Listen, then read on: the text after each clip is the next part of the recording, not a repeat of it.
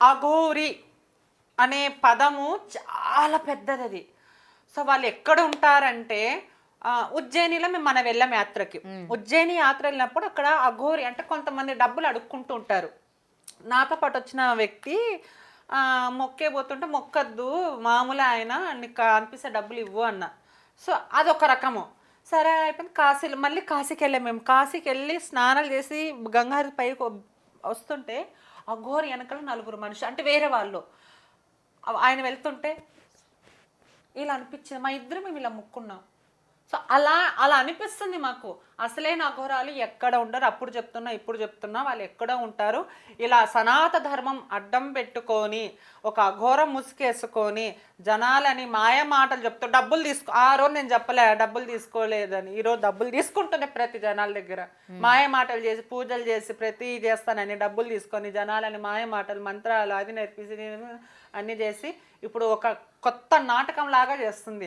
అఘోరి అని మేము ఎందుకు నమ్మాలి? సరే మీడియా వాళ్ళు నమ్ముతారా, మళ్ళీ జనాలు నమ్ముతారా? ఎవరు ఈ అఘోరి అని ఎందుకు నమ్మాలి మేము? నేను అప్పటికీ అదే మాట ఇప్పటికీ అదే మాట.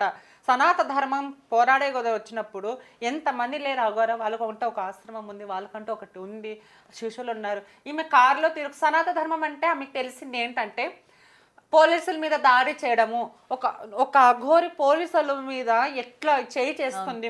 మళ్ళీ పోలీసులు ఎందుకు పట్టించుకోవట్లేదు? మళ్ళీ జనాల మీద కూడా తిరగబడింది, కొట్టింది. అది కాక గలీజ్గా మాట్లాడుకుంటారు చూడు, మొగుడు పిల్లం కొట్లాడితే పచ్చి పూతులు అట్లా పోలీసుల్ని తిట్టింది. అసలుకి నా అంతు సాధన లేదరా, నువ్వు ఏందిరా ఇవన్నీ అఘోర నోట్లో మాటలు వస్తాయా? రావు. మళ్ళీ ఈమెను ఏమనాలి?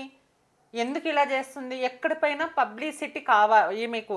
అంటే ఏదైనా ఇష్యూ జరిగినా అది పక్కన పెట్టేసి అఘోర ముసుగులు ఎందుకు? నువ్వు ఏదైతే ఉన్నావు, ఒక సర్జరీ చేయించుకున్నావు, నువ్వు ఒక ట్రాన్స్ మహిళ అనుకో, ట్రాన్స్ కిన్నాడ ఆకారంలో ఉంటారు.